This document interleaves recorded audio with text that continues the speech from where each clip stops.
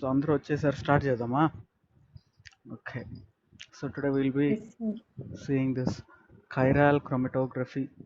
So chiral chromatography is one of the principles of the basic HPLC. So మన HPLC principles చెప్తాం. 4 fundamental principles అని, like adsorption, partition, then అలానే size exclusion, ion exchange అని.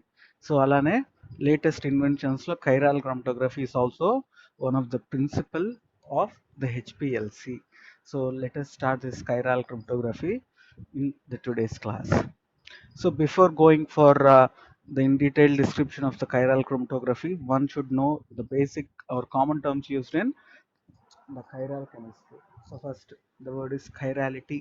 Chirality. So the word chiral uh, immediately makes us to remember that a carbon with 4 different moieties or 4 different atoms attached to it or groups attached to it. For example, ఇక్కడ chiral అంటున్నాము, అదే left side ఉండేది not chiral అంటున్నాం. So chiral అంటే basic definition ఏంటి అంటే, ఒక carbon atom కి జనరల్ గా 4 వ్యాలెన్సీ కదా. 4 వ్యాలెన్స్ అంటే it can bond 4 single bonds with other different groups or atoms. So ఆ 4 ఆటమ్స్ ఆర్ గ్రూప్స్ ఏదైతే ఈ కార్బన్ తో అటాచ్ అవుతాయో అవి డిఫరెంట్ గా ఉంది అంటే అటువంటి chiral ని we can call it as the chiral carbon. So అలా కాకుండా ఏదన్నా 2 అయినా కూడా సేమ్ గా ఉంది అంటే then it will be not called as chiral. So this is the basic definition of chiral, but according to IUPAC we have one more definition. So the geometric property of a rigid object of being non-superimposable on its mirror image. So దాని mirror image తర్వాత అలానే ఆ particular molecule రెండు super imposable కనుక కాకపోతే then ఆ మాలిక్యూల్ని chiral అంటున్నాం. So ఏదైనా ఒక మాలిక్యూల్ తీసుకున్నాం అనుకోండి, దాని మిర్రర్ ఇమేజ్ని మనం డ్రా చేసినప్పుడు ఆ రెండు సూపర్ ఇంపోజ్ కాకూడదు, అంటే ఒక దానిపైన ఒకటి పెట్టినప్పుడు అవి సూపర్ ఇంపోజ్ కాకపోతే దాన్ని కైరాల్ అంటున్నాం. Such an object has no symmetry elements such has mirror plane, centre of inversion or rotating reflection axis. So such a compound is called as a chiral compound. అలానే opposite to chiral is achiral or achiral. So achiral is an object that is superimposable on its mirror image. So ఇక్కడ non superimposable అంటున్నాం, ఇక్కడ superposable on its mirror image అంటున్నాం. So ఇట్లా basic గా మనం chiral and achiral compounds ని చెప్పొచ్చు. Then absolute configuration. So the spatial arrangement of atoms of a chiral molecule and its stereochemical description is called as absolute configuration. ఒక chiral molecule లో ఉండే atoms spatial arrangement అంటే XYZ axis లో ఎలా అవి arrange అయి ఉంటాయి ఆ పర్టికులర్ ఆటమ్ చుట్టూ, కార్బన్ ఆటమ్ చుట్టూ అనేది మనం అబ్సల్యూట్ కాన్ఫిగరేషన్ అంటున్నాం. So the stereochemical arrangement about a particular chiral center is normally assigned using two nomenclatures, either RS అంటాము లేదా డి అండ్ ఎల్ అంటాము. సో జనరల్ గా ఆర్ఎస్ నామన్క్లేచర్ ని మనం ఎక్కువగా యూజ్ చేయాలి. So this particular nomenclature was given by 3 different scientist called as Cahn, Ingold, Prelog. అలానే Fischer rules ప్రకారము డి అండ్ ఎల్ అంటాం. సో ఇట్లా 2 డిఫరెంట్ వేస్ లో మనము ఈ కాంపౌండ్స్ ని క్లాసిఫై చేయొచ్చు ఏవైతే కైరల్ కాంపౌండ్స్ ఉన్నాయో. దెన్ అలానే ఐసోమర్స్. సో ఐసోమర్ అంటే ఏమంటున్నాము, one of several chemical species or molecular entities that have same stoichiometric formula but different constitutional formula or different stereochemical formula. So isomer అంటే ఏంటి అంటే 2 different compounds తీసుకున్నాం అనుకోండి, దాని molecular formula same గా ఉంటుంది. But molecular formula same గా ఉన్నంత మాత్రాన దాని కెమికల్ స్ట్రక్చర్, దాంట్లో ఉన్న బాండ్స్ అవి సేమ్ గా ఉండాలని లేదు.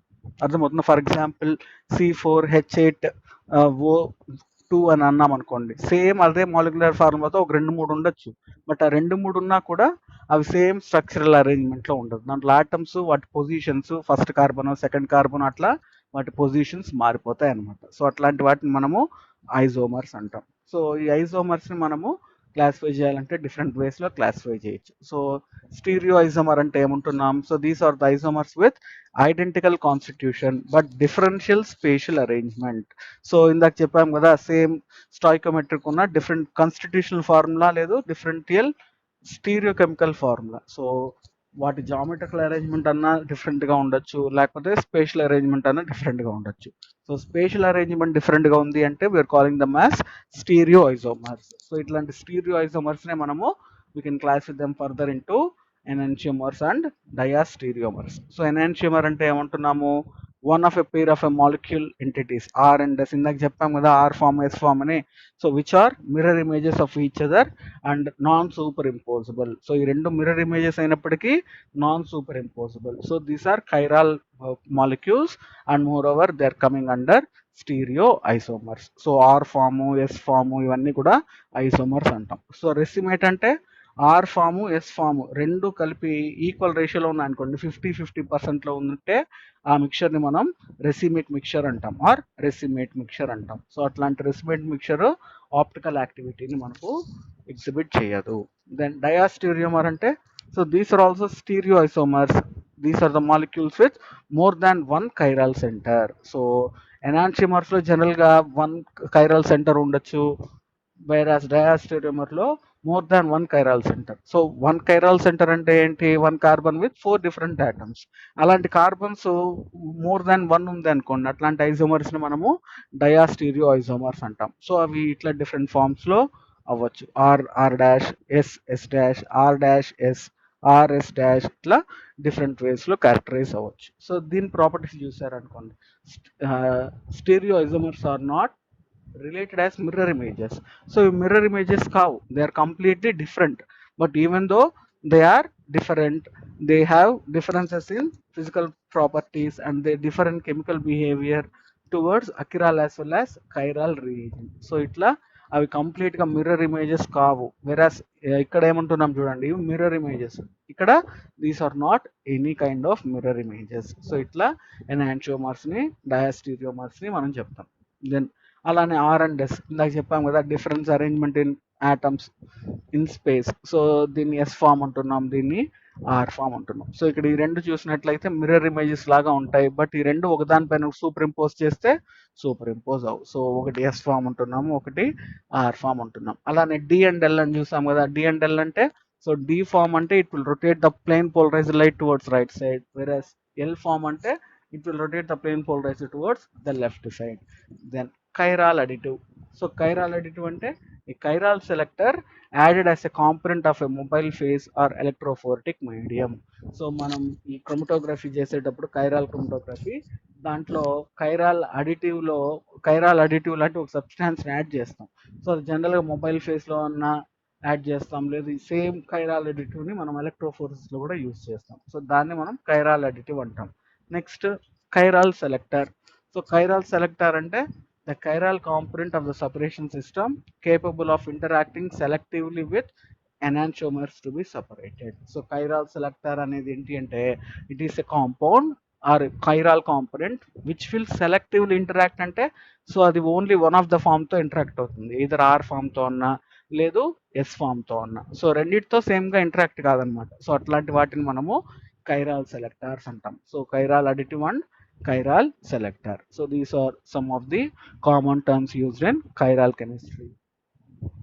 సో ఇందాక చెప్పాం కదా ఐసోమర్స్ ని మనం క్లాసిఫై చేస్తే కాన్స్టిట్యూషనల్ అండ్ స్టీరియో ఐసోమర్స్, మళ్ళీ డయాస్టీరియోమర్స్, ఎనాన్షియోమర్స్, దాంట్లో మళ్ళీ సిస్, ట్రాన్స్, కన్ఫరోమర్స్, రొటామర్స్ అని డిఫరెంట్ వేస్ లో క్లాసిఫై చేయొచ్చు. So this is one another way. Isomers, stereoisomers, enantiomers, diastereomers, optically active, optically inactive, దాంట్లో cis, trans, syn, anti, epimers, anomers, ఇట్లా different వేస్లో మనం ఐసోమర్స్ని క్లాసిఫై చేసుకోవచ్చు. సో డయాస్టీరియోమర్స్ అంటే ఇందాక మనం చెప్పాం కదా 4 డిఫరెంట్ ఫామ్స్లో ఉంటుంది, ఈధర్ ఆర్ లేదు SR, RS and SS. Whereas enantiomers అయితే ఆర్ఆర్ అయినా ఉంటుంది లేదా ఎస్ఎస్ అయినా, ఈ రెండు పేర్స్లోనే వస్తాయి. ఈ రెండు పేర్లోనే ఎప్పుడు వస్తాయి, పేరుగానే ఉంటాయి అవి. అదే డయాస్టీరియోమర్స్ పేరుగా కంటే ఇంకా ఎక్కువ నెంబర్ కూడా ఉండొచ్చు, 2, 3, 4, 5 అట్లా కూడా ఉండొచ్చు అనమాట. So these are some of the differences enantiomers and diastereomers. So enantiomers are the stereoisomers that are mirror images. So ఇక్కడ diastereomers అయితే they are not mirror images. They have identical physical properties except for the ability to rotate the plane polarized light. So వీటికి different physical properties ఉంటాయి, వీటికి same physical properties ఉంటాయి. So these are always present in pairs, they can be several molecules, ఇవి greater than 2 కంటే ఉంటాయి. Then similar molecular shape, ఇవి different molecular shape. So these are the certain differences between the enantiomers and diastereomers. Then coming to the chiral chromatography. So first of all, let us see what is the need for developing this chiral chromatography. So A invention అయినా ఎలా start అవుతుంది, ఒక ప్రాబ్లంతోనే start అవుతుంది. So ఆ problem create అయినప్పుడు దానికి solution ఏంటి అని చూసుకునేటప్పుడు మనకు డిఫరెంట్ టెక్నిక్స్ అన్ని ఎవాల్వ్ అవుతూ వచ్చాయి. సో నిన్న చెప్పిన టెక్నిక్స్ కానివ్వండి, ప్రతి టెక్నిక్ కూడా ఏదో ఒక ప్రాబ్లం లేదా ఒక డిసడ్వాంటేజ్ ఉండడము, దాన్ని ఓవర్కమ్ చేయాలంటే ఎట్లా అన్న దాని నుంచే మనకు ఒక కొత్త టెక్నిక్ పుట్టుకుంటూ వస్తుంది, క్రోమటోగ్రఫీలో కానీ లేదా అనాలిసిస్లో కానివ్వండి.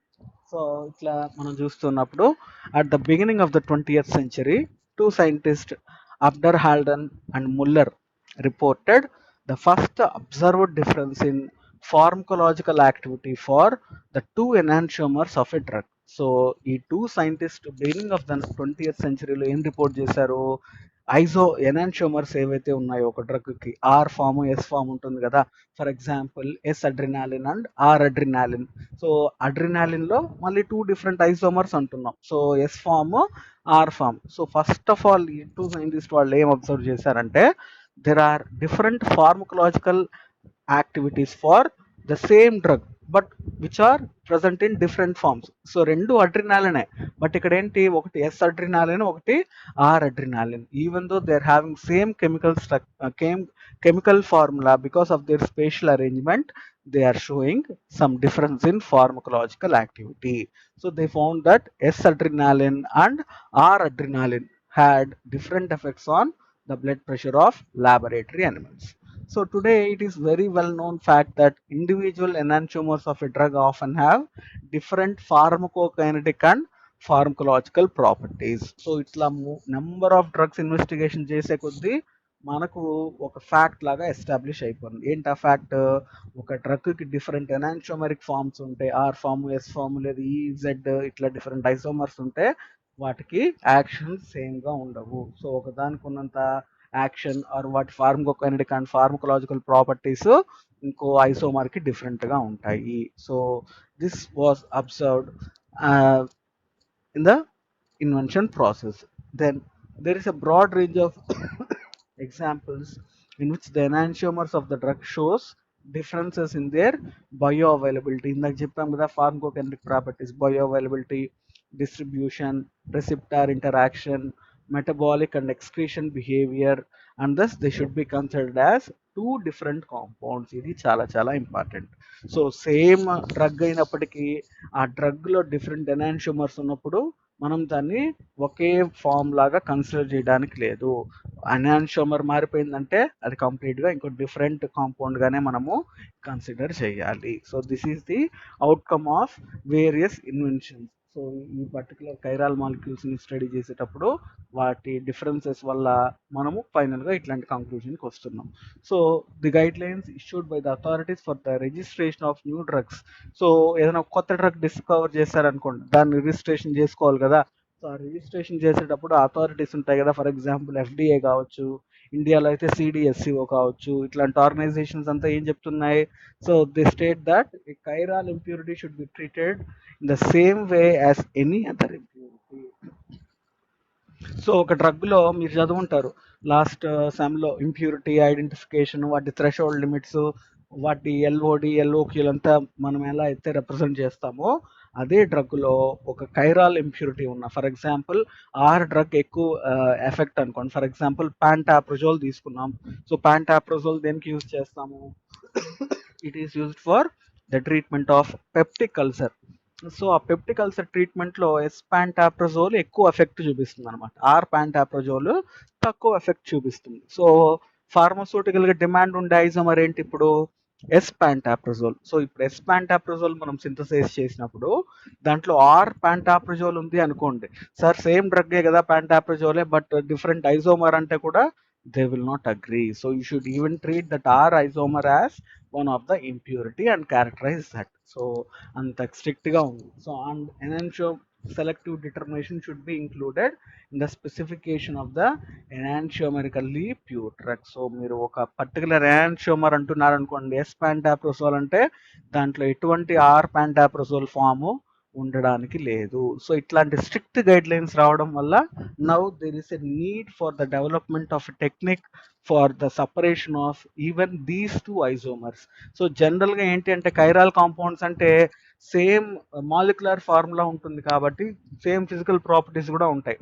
సో మనం కన్వెన్షనల్ టెక్నిక్స్ యూస్ చేసామనుకోండి, అబ్జార్ప్షన్ కావచ్చు, లేదు పార్టీషన్ కావచ్చు, అయాన్ ఎక్స్చేంజ్, సైజ్ ఎక్స్ట్రూషన్, వీటిలో అన్నిట్లో కూడా మనం ఏ టెక్నిక్లోనైనా ఈ కైరాల్ కాంపౌండ్స్ని, ఎనాన్షియోమర్స్ని, ఆర్ అండ్ ఎస్ ఫామ్ని మనం సపరేట్ చేయలేము. ఎందుకంటే because they are having same physical properties. So ఇట్లాంటి వాటిని మనం సపరేట్ చేయాలంటే we need a specialised technique, and that technique we are calling as this chiral chromatography. So the need for chiral chromatography has arisen from the fact that these drugs will have different pharmacological action, and the regulatory authorities require this mentioning of chiral impurities also while applying a new drug. Now let us start this chiral chromatography. So the detection and quantification of optically active impurities in the chiral active pharmaceutical ingredients and drug products remain the challenging fact in the pharmaceutical analysis.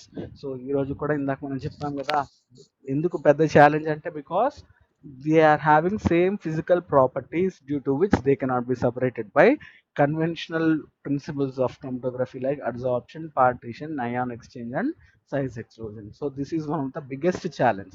However, to overcome this, various techniques including gas chromatography, liquid chromatography, supercritical fluid chromatography, capillary electrophoresis, and capillary electrochromatography have been used in the separation of chiral compounds. So itla HPLC ne kaadu, even other techniques like GC, SFC, supercritical fluid chromatography, capillary electrophoresis, and CEC ఇట్లాంటివన్నీ కూడా chiral compounds ని separate చేయడానికి use చేస్తారు. However, in pharmaceutical analysis, particularly in later phase quality control of API and products, the majority of the chiral methods are developed by the HPLC with chiral stationary phases.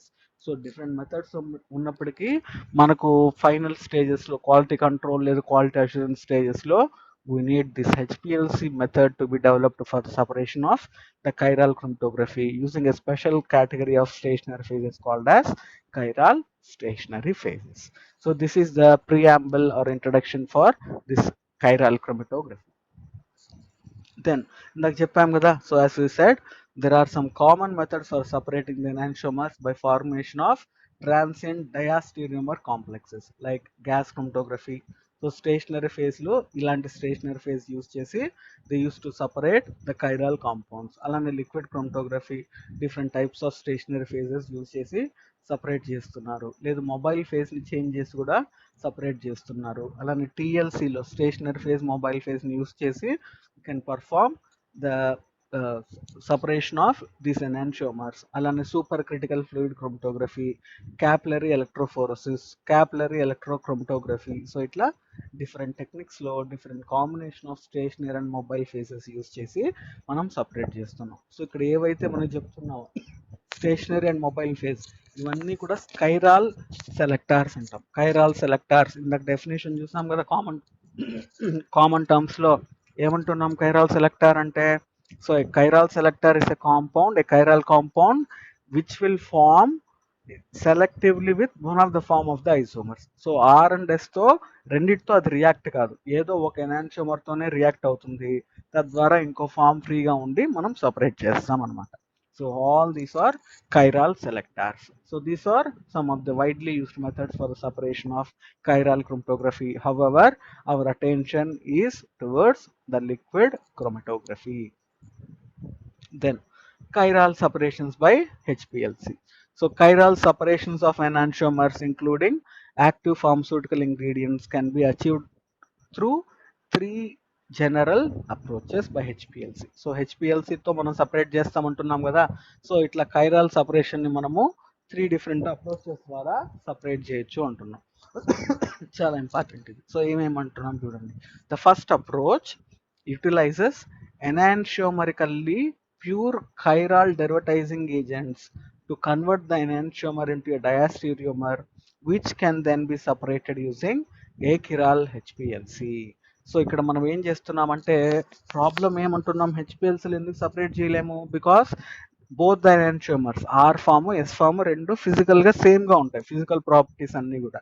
So ఇప్పుడు వాటి physical properties change చేస్తే మనం హెచ్పిఎల్సీలోనే separate చేసుకోవచ్చు కదా, అంతేనా కాదా? For example 2 different compounds ఉంది అంటే మనకి హెచ్పిఎల్సీలో ఈజీగా సపరేట్ అయిపోతాయి. ఎందుకని 2 డిఫరెంట్ కాంపౌండ్స్ అంటే వాటికి డిఫరెంట్ ఫిజికల్ ప్రాపర్టీస్ ఉంటాయి కాబట్టి ఈ partition, adsorption or convenient forms ద్వారా మనం ఈజీగా సపరేట్ చేయొచ్చు. బట్ ఇక్కడ ప్రాబ్లం ఏంటి, మనకు కైరాల్ కాంపౌండ్స్ వచ్చేసరికి ఆర్ ఫామ్ ఎస్ ఫామ్ రెండు ఫిజికల్గా సేమ్గా ఉన్నాయి కాబట్టి రెండున్నా కూడా మన స్టేషనరీ ఫేజ్ సింగిల్ కాంపనెంట్ గానే ట్రీట్ చేసి సింగిల్ పీక్ గానే ఇస్తుంది. సో ఇప్పుడు ఆ ప్రాబ్లమ్ ఎలా సాల్వ్ చేస్తున్నాము, ఆర్ అండ్ ఎస్ ఫామ్ ని మనం ఏం చేస్తున్నాం, we're treating with enantiomerically pure chiral డెరివేటైజింగ్ agent. So ఒక అడిషనల్ సబ్స్టాన్స్ ని మనం యాడ్ చేస్తున్నాం, కైరాల్ డెరివేటైజింగ్ ఏజెంట్ అని. సో ఇదేం చేస్తుంది, it will convert the enantiomers into diastereomers. So ఆ రెండిట్లో ఒక దాంతో మాత్రమే ఇది సెలెక్టివ్గా రియాక్ట్ అయ్యి దాన్ని డయాస్టీరియోమర్గా కన్వర్ట్ చేస్తుంది. సో డయాస్టీరియోమర్ అంటే మోర్ దాన్ 1 కైరల్ సెంటర్ ఉన్న కాంపౌండ్. సో అట్లా కన్వర్ట్ చేసినప్పుడు ఏమవుతుంది, సో ఆర్ ఫామ్తో స్పెసిఫిక్గా రియాక్ట్ అయింది అనుకోండి, ఎస్ ఫామ్ అలానే ఫ్రీగా ఉండిపోతుంది. సో ఇప్పుడు ఆర్ ఫామ్ డెరివేటైజేషన్ ఏజెంట్తో కాంప్లెక్స్ ఫామ్ అవుతుంది, ఎస్ ఫామ్ ఫ్రీగా ఉంటుంది కాబట్టి they can be separated even on a achiral HPLCs. Achiral HPLCs అంటే nothing but adsorption, partition or conventional methods ద్వారా మనం సపరేట్ చేయొచ్చు. But what is the problem with this approach? This approach is now less favored because it is time consuming and may cause racemization under or different reaction yields of diastereomers. So ఇక్కడ ఒక chemical reaction జరపాలి అంటున్నాం కదా, so ఆ reaction జరిగేటప్పుడు రెసిమైజేషన్ జరగచ్చు, లేదు అంటే రియాక్షన్ చాలా టైం తీసుకోవచ్చు, లేకపోతే డిఫరెంట్ ప్రోడక్ట్స్ ఫామ్ అవ్వచ్చు. సో ఇట్లాంటి వాటి వల్ల మనం ఈ ఫస్ట్ అప్రోచ్ని యూస్ చేయడం తక్కువగా చేస్తున్నాం. So this approach is also called as indirect method in chiral analysis. So chiral compound అనాలిసిస్లో ఈ ఫస్ట్ అప్రోచ్ని మనము ఇండైరెక్ట్ మెథడ్ అంటున్నాం. So this the first approach among the 3 approaches. Coming to the second approach. So the second approach uses chiral mobile phase additives. Chiral mobile phase additives. Chiral additives అంటే ఇందాక మనం చూసాం ఏంటి, these are additives which are added to the mobile phase. So ఇట్లాంటి chiral అడిటివ్స్ని మనం mobile ఫేస్లో add చేస్తున్నాం. సో దానివల్ల ఏం జరుగుతుంది చూడండి. So chiral mobile phase additives sometimes in the presence of a third compound such as metal ion will form transient diastereomeric complexes. So ఇందాక ఎలా అయితే మన కాంప్లెక్స్ ఫామ్ అయిందో ఈ మొబైల్ ఫేస్ అడిటివ్స్ కూడా మనకు డయాస్టీరియోమిక్ కాంప్లెక్సెస్ ఫామ్ అవుతాయి. So once complex form అయింది అనుకోండి, ఏదర్ ఆర్తోనో లేదు ఎస్ ఫామ్తోనో సెలెక్టివ్గా ఫామ్ అవుతుంది. ఫర్ ఎగ్జాంపుల్ ఎస్ ఫామ్తో కాంప్లెక్స్ ఫామ్ అయిందంటే ఆర్ దాంతో కాంప్లెక్స్ ఫామ్ అవ్వదు. ఈ CMPA chiral mobile phase additives. So ఇప్పుడు మనకు కాంప్లెక్స్ ఫామ్ అయిపోయింది కాబట్టి దీని ఫిజికల్ ప్రాపర్టీ డిఫరెంట్గా ఉంటుంది, దీనిది వేరేగా ఉంటుంది. దెన్ వన్స్ ఈ కాంప్లెక్స్ ఫామ్ అయిన తర్వాత నార్మల్ హెచ్పిఎల్సీనే మనం యూస్ చేస్తాం. సో ఇందాక దానికి ఇప్పుడు దానికి డిఫరెన్స్ ఏంటి అంటే, సో ఇందాక మనం ఏదైతే ఫస్ట్ అప్రోచ్ చెప్పామో ఆ ఫస్ట్ అప్రోచ్లో before the sample being introduced into the HPLC itself we are allowing the chiral reaction to occur. So ఆ కైరాల్ డెరివేటైజేషన్ ఏజెంట్ని మనం ముందరే రియాక్ట్ అయ్యి ఆ రియాక్ట్ అయిన ప్రోడక్ట్స్ని మనం సిస్టంలోకి ఇంజెక్ట్ చేస్తాం. బట్ ఇక్కడ ఏంటి, ఆర్ అండ్ ఎస్ ఫామ్ ఉండే ఇంజెక్షన్ని డైరెక్ట్గా ఇచ్చేస్తాము, బట్ మొబైల్ ఫేస్లో ఉన్న అడిటివ్ వల్ల రియాక్ట్ అయ్యి అప్పటికప్పుడు అది కాంప్లెక్స్ ఫామ్ అయ్యి స్టేషనరీ ఫేస్లో సపరేట్ అవుతుంది. So this approach requires a continued supply of an expensive CMPA. So ఈ సిఎంపిఏ అవన్నీ కూడా జనరల్గా కాస్ట్ ఎక్కువగా ఉంటుంది, సో కంటిన్యూడ్ సప్లై ఉండాలి అంటున్నాం. In addition the CMPA may limit the use of detection methods. So detection methods కూడా కొన్నిసార్లు ఇట్లాంటి సిఎంపిఏ యాడ్ చేస్తే మనం కరెక్ట్గా ఐడెంటిఫై చేయలేము కాబట్టి these are the limitations of the CMPA. Then additional disadvantages for this approach may also include poor peak shapes and low column efficiency. So separate n compounds poor peak shapes ఉంటాయి, అలానే low column efficiency ఉంటాయి. So these are certain disadvantages with the use of second approach called as chiral mobile phase additives. And this approach is also called as direct. So ఇందాక indirect అన్నాం కదా, ఇప్పుడు దీన్ని direct method of analysis అంటున్నాం. Coming to the last approach or the third approach, which is the predominantly used approach. So మనం 3 different approaches చెప్తున్నాం chiral compound separate చేయడానికి. ఒకటి chiral derivatization reagent, second chiral mobile phase additive, third the chiral stationary phases. ఈ మూడిట్లో కూడా predominant గా use చేసేది ఈ పర్టికులర్ టెక్నిక్ నే. So in this approach we are using this particular approach for in pharmaceutical analysis which involves chemically bonded or coated chiral stationary phases. So CSP is abbreviated as chiral stationary phase. So this chiral stationary phase interacts with the analyte enantiomers dynamically to form short-lived transient diastereomer association or complexation. So ఇందాక చెప్పినవి మనం ఒకటి sample inject చేయకముందరే డెరోటైజ్ చేస్తున్నాం, రెండో approach లో mobile phase లో add చేస్తున్నాం. But ఇక్కడ మనం ఏం చేస్తున్నాము, మనం తీసుకునే స్టేషనరీ ఫేజే కైరాల్ స్టేషనరీ ఫేజ్. అంటే ఏంటి, సో ఆ కైరాల్ స్టేషనరీ ఫేజ్ ఎటువంటి శాంపుల్స్ తో ఇంటరాక్ట్ అవుతుంది, it will interact with only one specific enantiomer. Either R form తో ఉన్నా లేదా ఎస్ ఫామ్ తో మాత్రమే ఆ కైరాల్ స్టేషనరీ ఫేజ్ అఫినిటీ చూపిస్తుంది. సో ఒక దాంతో అఫినిటీ చూపించింది అనుకోండి, ఇంకో దానికి అఫినిటీ ఉండదు కాబట్టి మొబైల్ ఫేజ్ తో పాటు అఫినిటీ లేనిది ఫస్ట్ వచ్చేస్తుంది. వెరాస్ ఏ సబ్స్టాన్స్ ఆర్ ఏ ఎనాన్షియోమర్కి అయితే అఫినిటీ ఉందో అది కొంచెం లాస్ట్ లో వచ్చి మనకు అట్లా ఆర్ అండ్ ఎస్ ఫార్మ్స్ ని కంప్లీట్ గా సపరేట్ చేయగలుగుతాము. So out of the 3 approaches the most widely used approach is chiral stationary phases. So మనం జనరల్ గా అడ్జార్ప్షన్ అని చెప్తాం కదా, మామూలుగా అఫినిటీకి సంబంధించింది. బట్ ఇక్కడ అడ్జార్ప్షన్ ఫోర్సెస్ కాకుండా డిఫరెంట్ కెమికల్ ఫోర్సెస్ యాక్ట్ చేస్తాయి.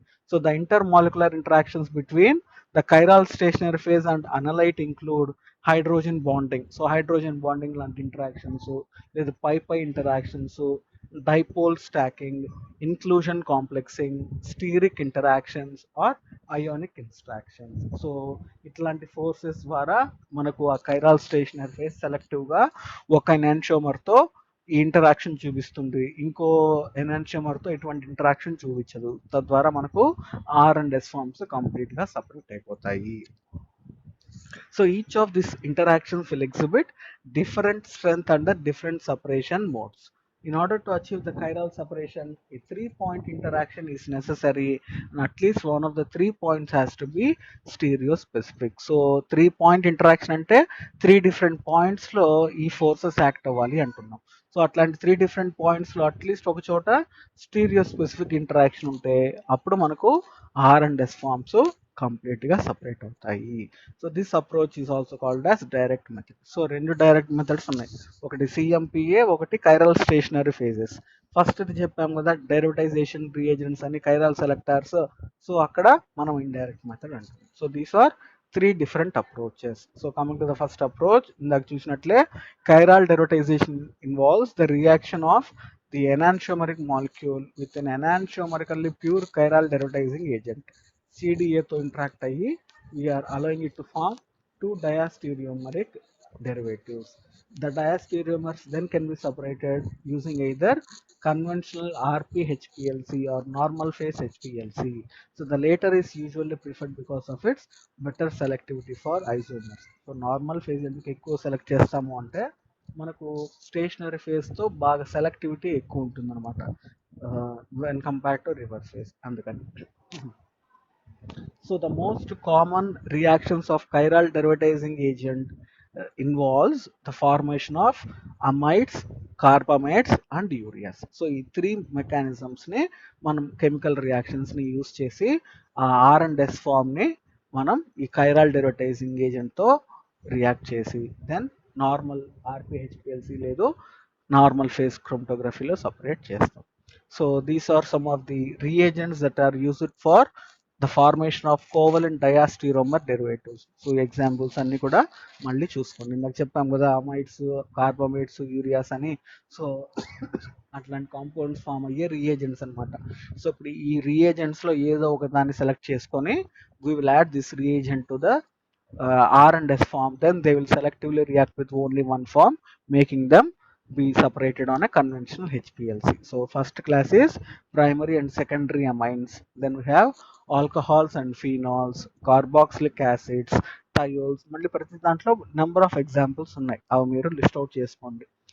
సో ఇట్లా డిఫరెంట్ రియేజెంట్స్ యూజ్ చేసి మనము ఒక కెమికల్ రియాక్షన్ చేసి వాటిని సపరేట్ చేస్తున్నాం.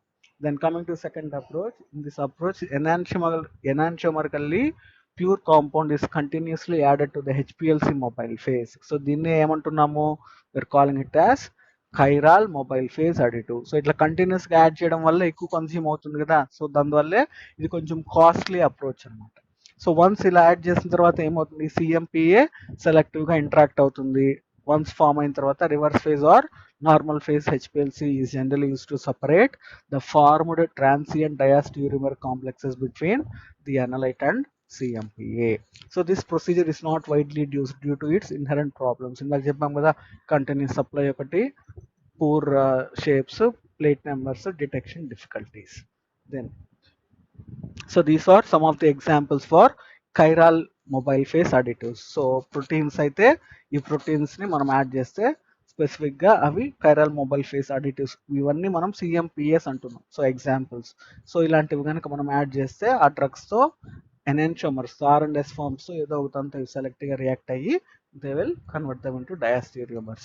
So proteins, microcyclic antibiotics, oligosaccharides, metal ion amino acid complexes, lower molecular weight selectors. So ఇవన్నీ కూడా different families of chiral selectors. So ప్రతి దానికి ఇవి ఎగ్జాంపుల్స్. సో ఇట్లా different types of chiral mobile phase additives ని మనం use చేస్తాం. Then coming to the third and most important approach called as use of chiral stationary phases. So the chiral stationary phase interacts with the analyte enantiomers to form short-lived transient diastereomeric complexes. The chiral stationary phases interacts with the analyte enantiomers to form, sorry, ఇదే same repeat అయినట్టుంది కదా, ఇదే sentence repeat అయింది. Okay.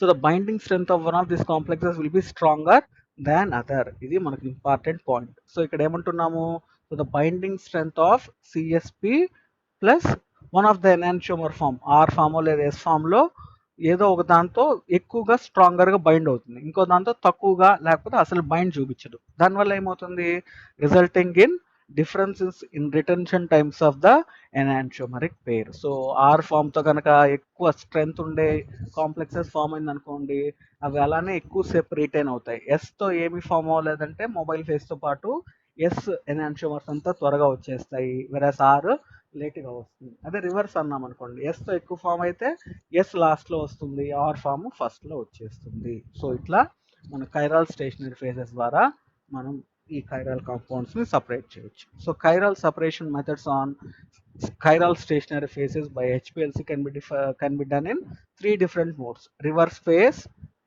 normal phase and polar organic mode. Polar organic mode అంటే మనం చెప్పాం కదా HILIC అని. సో దాంట్లో ఏం చేస్తున్నాం, పోలార్ ఆర్గానిక్ మోడ్ అంటే organic solvent 75%, polar water at least 2.5% add చేస్తున్నాం. సో అట్లాంటి మోడ్ ని మనము పోలార్ ఆర్గానిక్ మోడ్ అంటున్నాం. సో ఇట్లా 3 డిఫరెంట్ మోడ్స్ లో మనము సపరేట్ చేసుకోవచ్చు. సో రివర్స్ ఫేజ్ లో అయితే aqueous mobile phase with organic modifier use చేస్తాము. అదే నార్మల్ ఫేజ్ లో అయితే non polar organic solvents such as hexane or heptane with polar organic modifier. అదే పోలార్ ఆర్గానిక్ లో అయితే polar organic solvents such as acetonitrile and methanol are used as the main component. Small amounts of ether base acid or triethylamine acetic acid are added as modifier. So ఇట్లా 3 different ways లో మనము chiral stationary phases ని use చేసుకొని develop చేయవచ్చు.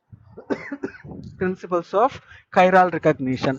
So chiral recognition R తో S తో ఎట్లా different గా ఇంటరాక్ట్ అవుతుంది అంటున్నాం కదా, సో అది ఎలా ఇంటరాక్ట్ అవుతుంది అంటే based on certain principles. So the chiral recognition refers to the ability of the chiral stationary phase to interact differently with the two enantiomers leading to their HPLC separation. So the ability of analyte and CSP to form the transient diastereomer complexes using different forces like hydrogen bonding, pi-pi interactions, dipole stacking, inclusion complexing, steric bulk is the driving force behind the separation. So itla different principles or different interactions ద్వారా మనకు differential complex form అవుతుంది, R తోనో లేదా S form తోనో. So the relative binding strength of these complexes determines the enantiomer selectivity. One enantiomer is bound more strongly to the CSP support than is the other. So ఇట్లా ఒకటి ఎక్కువగా bind అవుతుంది, ఇంకోటి తక్కువగా bind అవడం వల్ల మనకు సపరేషన్ అనేది జరుగుతుంది అంటున్నాం. So this is one of the example. So let us take two compounds, compound number 1 and compound number 2. ఈ రెండు ఐజోమర్స్ అనుకుంటాం, ఒకటి ఎస్ ఫామ్ ఒకటి ఆర్ ఫామ్. సో సెంటర్లో ఉండేది this is chiral centre. So ఈ రెండు కైరాల్ సెంటర్స్. సో దీన్ని ఐజోమర్స్ అంటున్నాం ఎందుకని, because they are having same groups A B C D. So దీనికి కూడా ఏ ఉంది, బి సి డి. సో ఇక్కడ కూడా ఏబిసిడి. బట్ మీరు డిఫరెన్స్ అబ్జర్వ్ చేస్తే సి అండ్ డి యొక్క పొజిషన్స్ చూడండి, రెండిట్లో డిఫరెంట్ స్పేషియల్ అరేంజ్మెంట్స్ లో ఉందా. So you can observe that these enantiomers are having same groups attached to them, but the groups attachment is differing spatially. So first compound lo above the plane D undi ante second compound lo above the plane C undi. అదే below the plane first compound లో C ఉంది, second దాంట్లో D ఉంది. సో ఇప్పుడు మనం ఏం చేస్తున్నాం, ఈ రెండు కాంపౌండ్స్ కి ఒక కామన్ కైరాల్ సెలెక్టర్ యాడ్ చేస్తున్నాం. కైరాల్ సెలెక్టర్ అంటే so it is nothing but say for example mobile phase additive అన్నా అవ్వచ్చు, లేదా కైరాల్ డెరోటైజేషన్ ఏజెంట్ అన్నా అవ్వచ్చు, లేదా మనం ఇందాక చెప్పిన కైరాల్ స్టేషనరీ ఫేజ్ అన్నా అవ్వచ్చు. సో ఆ కైరాల్ సెలెక్టార్ ప్రెజెన్స్ లో ఇప్పుడు ఏమవుతుంది చూడండి. సో కైరాల్ సెలెక్టార్ లో కూడా మనకి ఇంటరాక్టింగ్ గ్రూప్స్ ఉన్నాయి, A B C D, A dash B dash C dash అని. సో ఇవి ఇంటరాక్ట్ అయ్యేటప్పుడు చూడండి, సో ఈ పర్టికులర్ ఫస్ట్ కాంపౌండ్ ఇంటరాక్షన్ తీసుకున్నాం అనుకోండి. If you see the interaction of first compound, so A is interacting with A dash, B is interacting with the B dash, and whereas C is interacting with the C dash. So ఇక్కడ 3-point model అని చెప్పాము కదా, ఇందాక మనం ఏం చెప్పాము, 3-point model interaction ఉండాలి అంటున్నాం. So here we are representing the 3-point interaction model. So A దగ్గర ఒక పాయింట్, బి దగ్గర ఒక పాయింట్ ఆఫ్ ఇంటరాక్షన్, సి దగ్గర ఇంకో పాయింట్ ఆఫ్ ఇంటరాక్షన్. అదే ఇంకో ఐజోమర్ తో చూడండి, ఏ దగ్గర ఇంటరాక్షన్ ఉంది, బి దగ్గర ఇంటరాక్షన్ ఉంది, బట్ థర్డ్ పాయింట్ దగ్గర ఇంటరాక్షన్ ఏమైపోయింది, since this is C dash and this is D, there is no interaction between the chiral selector and enantiomer. So ఇక్కడ 3-point ఇంటరాక్షన్ జరిగితే ఇక్కడ 2-point ఇంటరాక్షన్ జరిగింది.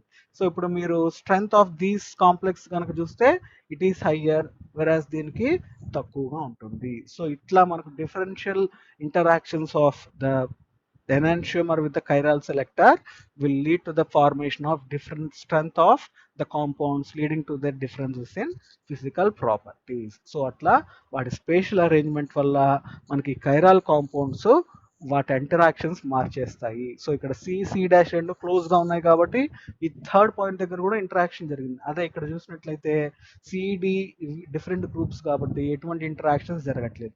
ఈ ఇంటరాక్షన్స్ ఏమంటున్నాం, ఈ డాటెడ్ లైన్స్ చెప్తున్నాం కదా. So these are nothing but ఇందాక చెప్పాం కదా, హైడ్రోజన్ బాండింగ్ కావచ్చు, పై ఇంటరాక్షన్స్ కావచ్చు, లేకపోతే డైపోల్ స్టాకింగ్ కావచ్చు, అయాన్ ఇంటరాక్షన్స్ కావచ్చు, ఇట్లా డిఫరెంట్ కైండ్ ఆఫ్ ఫోర్సెస్ ద్వారా ఇవి ఇంటరాక్ట్ అవుతాయి. So this is one way of representing the interactions between the compounds. Then formation of CSPs. So ఎలా మనం ప్రిపేర్ చేస్తున్నాము chiral stationary phases ని, let us see. So generally silica or aminopropyl silica is a commonly used as starting material for the formation of the chiral stationary phases. So general గా మనము base material silica gel ని తీసుకొని దానిపైన chiral groups ని add చేస్తున్నాం. So అట్లా మనకు chiral stationary phases form అవుతాయి. బట్ రేర్ గా particles of polymeric chiral stationary phases are also available. Polymers అంటే for example polystyrene divinylbenzene అట్లాంటివి ఉంది కదా, సో అట్లాంటివి కూడా మనం యూజ్ చేసుకోవచ్చు, పిఎస్డివిబి.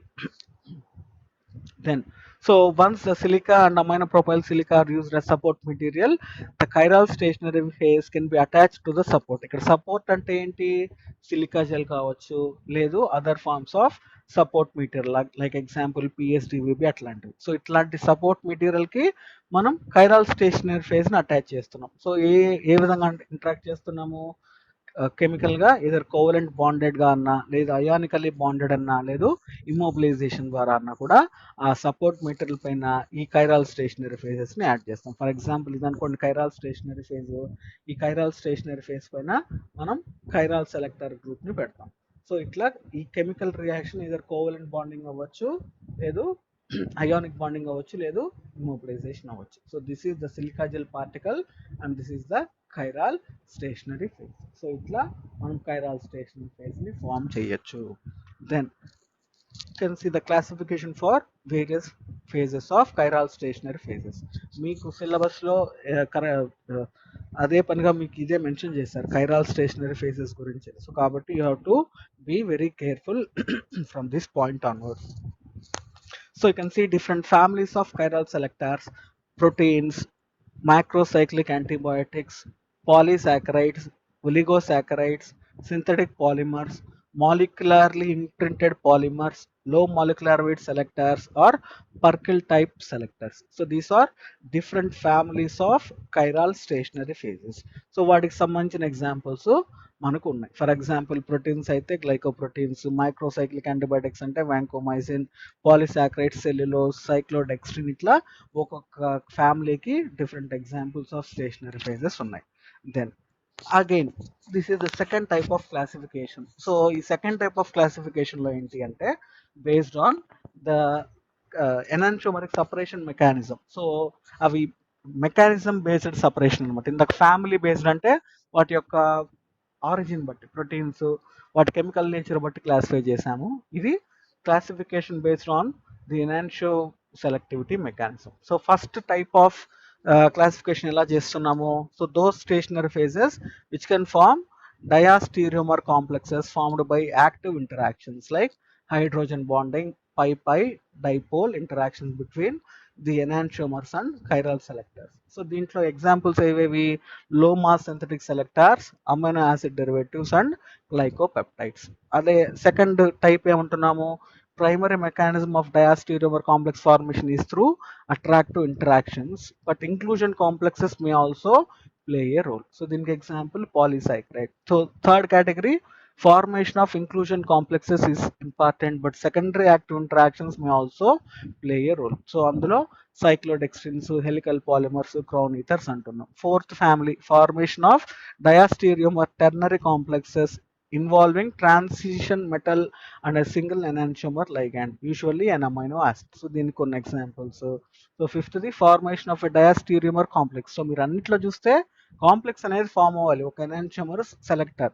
సో అది ఏ కెమికల్ ఫోర్సెస్ ద్వారా ఫామ్ అవుతుంది అనేది దాన్ని బట్టి మనం క్లాసిఫై చేస్తున్నాం. సో ఫిఫ్త్ దాంట్లో by the combination of hydrophobic, electrostatic and hydrogen bonding interactions with a protein. So బేసిక్గా దీంట్లో ప్రోటీన్ స్టేషనరీ ఫేజెస్ వస్తాయి. So this is the second way of classifying the immobilized chiral selectors.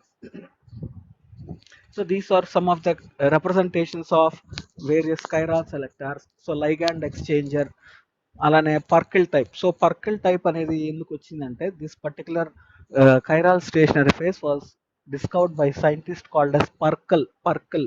So Pirkle అనే scientist determine చేశాడు కాబట్టి it got its name as Pirkle type of selectors. అలానే proteins, cyclodextrins, so ఇవన్నీ polysaccharides, cellulose, amylose, so ఇట్లా different categories. Derivatized polysaccharides, methacrylates, crown ethers, ion pair, mobile phase additives, ఇట్లా different chemical structures చెప్పచ్చు. Modified cyclodextrins, మ్యాక్రోసైక్లిక్ antibiotics, high generation Purkinje types, polycyclamines, chiral ion exchangers, chiral cyclofructoses. So these are all different examples and their chemical structures. So ఇక్కడ ఇది కంప్లీట్గా మీరు exam point of వ్యూలో వేయడం కష్టమే, but జనరల్గా idea పెట్టుకోండి. So different types of stationary phases ఎలా ఉంటాయి. Again so this is another way. So ఇది ఇంకో లిస్ట్. ప్రోటీన్ బేస్డ్ మనం ఫ్యామిలీ వైజ్ చెప్పాం కదా. సో ప్రోటీన్ బేస్డ్ వాటి కైరల్ రికగ్నిషన్ మెకానిజం ఏంటి, అనలైట్లో ఏం రిక్వైర్మెంట్ ఉంటే ఈ స్టేషనరీ ఫేజ్ యూస్ చేస్తాము, మొబైల్ ఫేజ్ రిక్వైర్మెంట్స్ ఏంటి. సో అట్లా ప్రతి గ్రూప్కి మనం డిఫరెంట్ ఎగ్జాంపుల్స్ ఇచ్చాం. So this table can also be used for ready reference. So A type of stationary phase, దాంట్లో ఏం ప్రిన్సిపల్స్ యాక్ట్ అవుతున్నాయి, అనలైట్ యొక్క ప్రాపర్టీస్ ఏమి ఉండాలి, కైరాల్ స్టేషనరీ ఫేజ్ పైన సపరేట్ చేయాలి అంటే, దెన్ మొబైల్ ఫేజ్ ఎలా తీసుకోవాలి. Then main groups of chiral selectors based on their source. So మనము ఇది ఇంకో way of classification. So we are classifying either the stationary phases based on their source, natural origin. So న్యాచురల్గా available అయ్యేవా లేకపోతే సింథటిక్కా, semi సింథటిక్కా అన్నట్లు. సో న్యాచురల్లో ఏమేమి చెప్తున్నాము, proteins, oligosaccharides, polysaccharides, antibiotics and low molecular weight molecules. So దీంట్లో మళ్ళీ ప్రతి దాంట్లో సబ్ టైప్స్ ఇస్తున్నాం, sub types of examples. Then semisynthetic లో modified oligosaccharides, modified polysaccharides, modified low molecules.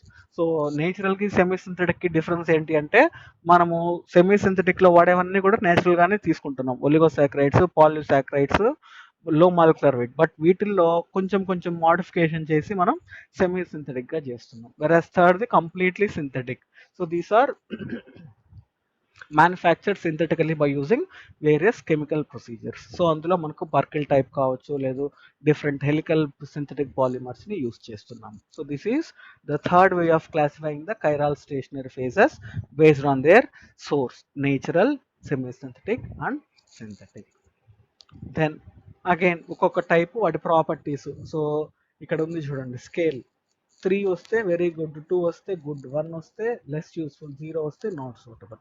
So ligand exchange, coverage of analytes. 1 అంటే అంటే కొన్ని అనలైట్స్ నే కవర్ చేస్తాయి. సో ఉండే వాటిలో ఎక్కువ కవరేజ్ ఎంత చూడండి, 3 ఉంటే వెరీ గుడ్ కదా. సో అది దేనికి ఉంది, పాలీసాకరైడ్స్ ఉంది. So polysaccharides has large coverage of analytes, అంటే డిఫరెంట్ టైప్స్ ఆఫ్ ఎనాన్షియోమర్స్ ని మనం ఏ స్టేషనరీ ఫేజ్ పైన ఎక్కువ సపరేట్ చేయొచ్చు అంటే that will be polysaccharides. అలానే compatibility with different modes of separation. So different modes అంటే normal phase, reverse phase, polar organic అని చెప్పాం కదా. సో అక్కడ కూడా ఇక్కడే ఎక్కువ స్కోరింగ్ ఉంది. Suitability for preparative scale operations, అది కూడా ఇక్కడ ఎక్కువ ఉంది. So among different mobile faces polysaccharides can be utilized because of their more convenient features. Then immobilized polysaccharide stationary phases. So polysaccharides ని మనం ఎక్కువ యూస్ చేస్తున్నాం అంటున్నాం కదా.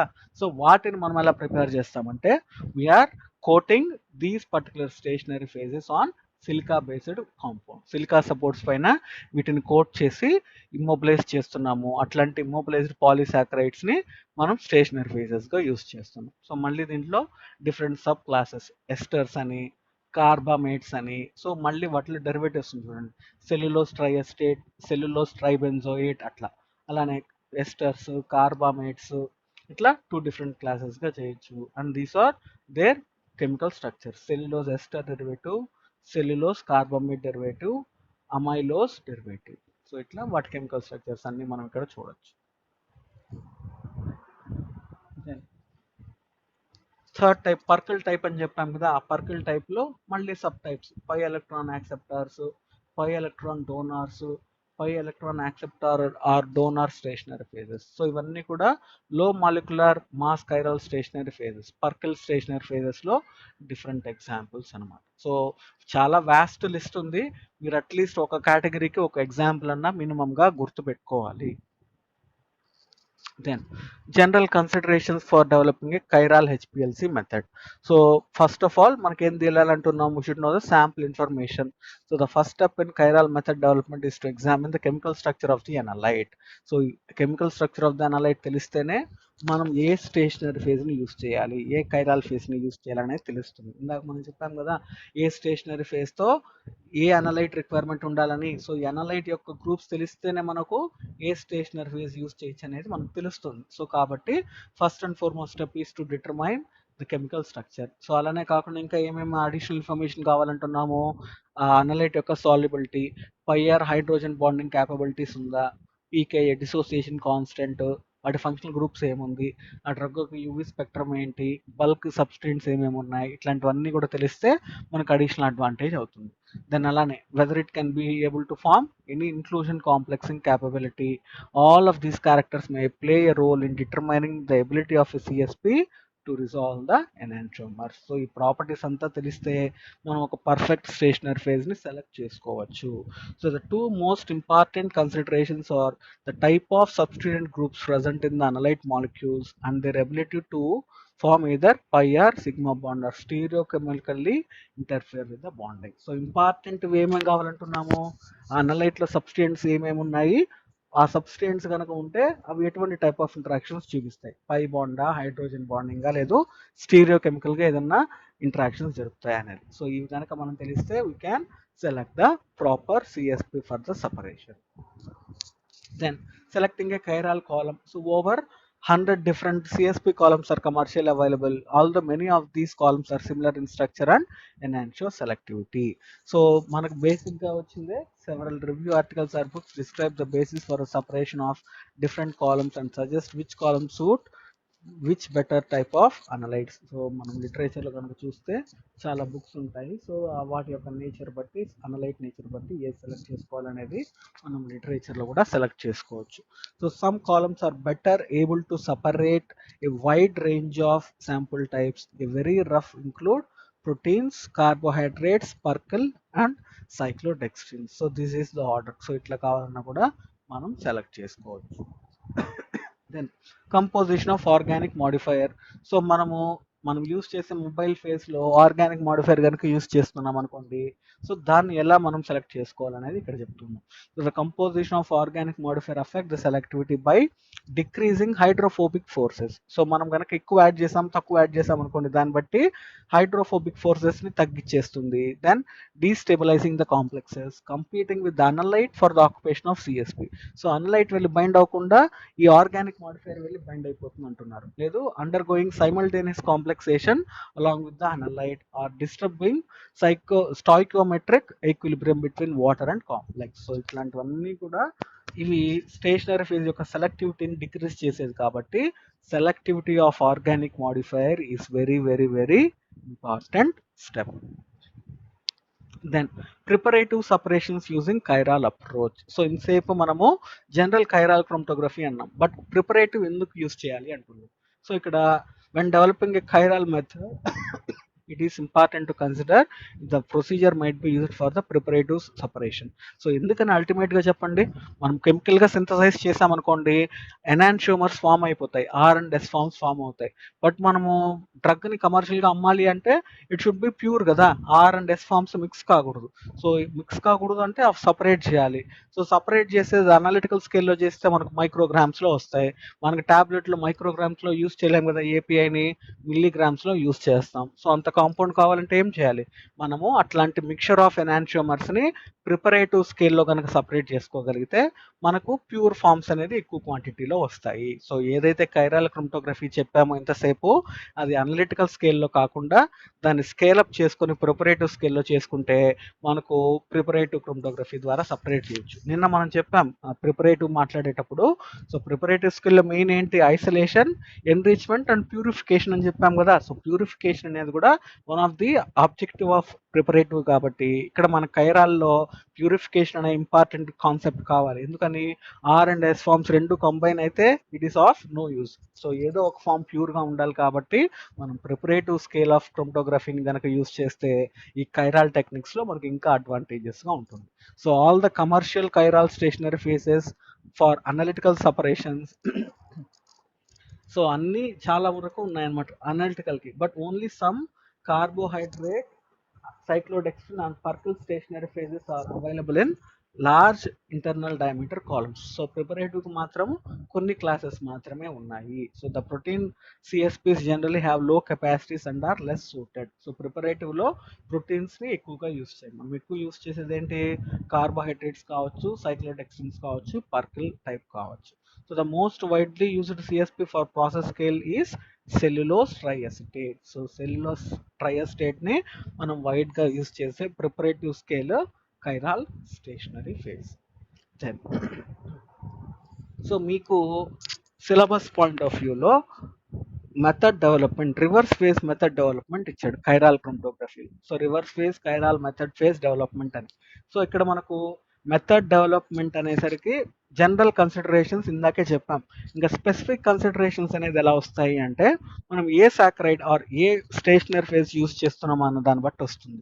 సో ఇదంతా కూడా నేను ప్రిపేర్ చేసిన టేబుల్. సో టెక్స్ట్ బుక్లో చదవాలంటే ఇదే మీకు అట్లీస్ట్ ఒక 50 to 60 పేజెస్ ఉంటుంది. సో మీరేం చేయాలి అంటే ఈ టేబుల్లో మీకు ఏమేమి ఇన్ఫర్మేషన్ ఉంది చూడండి.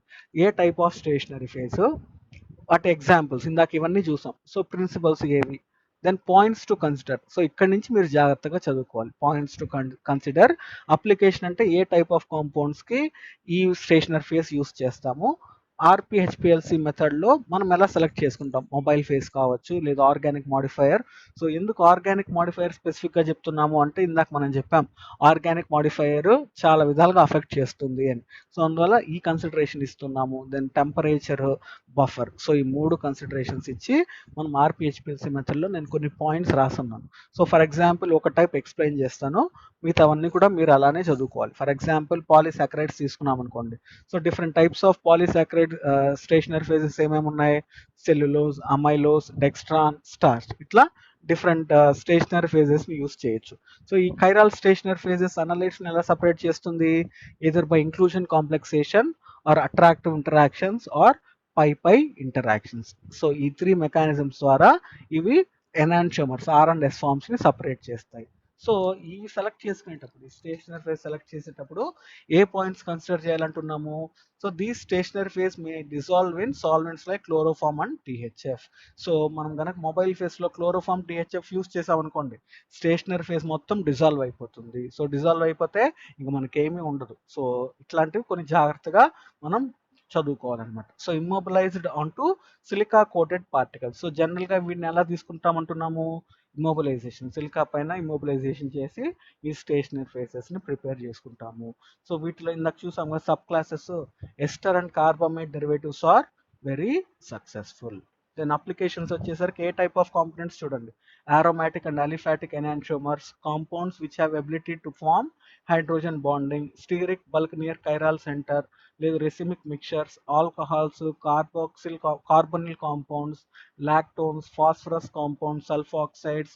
సో ఇట్లాంటి గ్రూప్స్ కనుక ఉన్నాయనుకోండి అనలైట్లో, అవన్నీ కూడా ఈ స్టేషనరీ ఫేజ్ ద్వారా సపరేట్ చేయొచ్చు. Then coming to RPHPLC. So ఈ ఆర్పిహెచ్పిఎల్సి మెథడ్ డెవలప్ చేసేటప్పుడు ఆర్గానిక్ మాడిఫైర్ మనం ఏం సెలెక్ట్ చేసుకోవచ్చు అంటున్నాం, ఇదే అస్టోనైట్రిల్ అన్న మిథనాల్ అన్న తీసుకోవచ్చు. సో అస్టోనైట్రిల్ కనుక తీసుకుంటే it will reduce retention time, తక్కువ రిటెన్షన్ టైంలోనే మన కాంపౌండ్స్ అన్ని ఎల్యూట్ అయిపోతాయి. Then temperature conditions.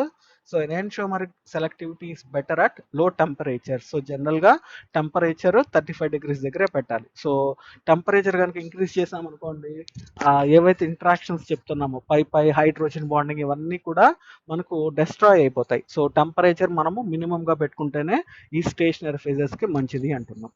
Then buffer considerations, neutral samples have better separation. So ఈ అనలైట్స్లో కనుక న్యూట్రల్ కాంపౌండ్స్ ఉన్నాయనుకోండి, అవి బాగా సపరేట్ అవుతాయి అంటున్నాం. ఒకవేళ అస్టిక్ శాంపుల్స్ అయితే అస్టిక్ పిహెచ్ తీసుకోవాలి. బేసిక్ శాంపుల్స్ అయితే మొబైల్ ఫేజ్ యొక్క బఫర్ pH 9 తీసుకోవాలి.